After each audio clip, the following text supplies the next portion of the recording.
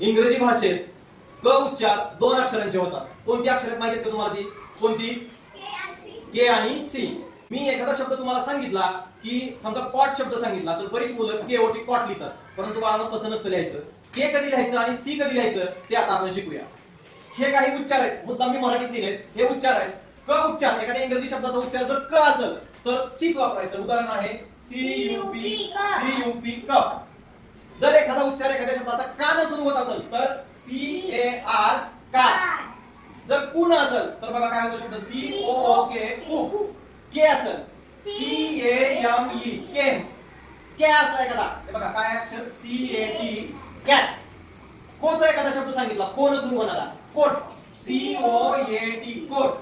कॉ असा उच्चार आहे कॉ सी ओ टी कॉट. आणि जर एखाद्या इंग्रजी शब्दाचा उच्चार जर की न सुरू होत असेल की न तर के वापरावं लागतं. बरोबर किड कीप.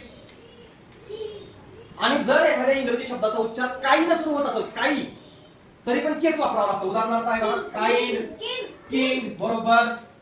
याचाच अर्थ बघा सी कधी वापरायचा आहे सी च्या पुढे हेच स्वर येतात. जर सी चा उच्चार जर क असेल तर ये ओ यू हे स्वर सी च्या पुढे येतात आणि के चा उच्चार आणि के पुढे फक्त आय आणि ई हे स्वर येतात. सी च्या पुढे जर हे स्वर आले तर उच्चार क होत नाही स होतो.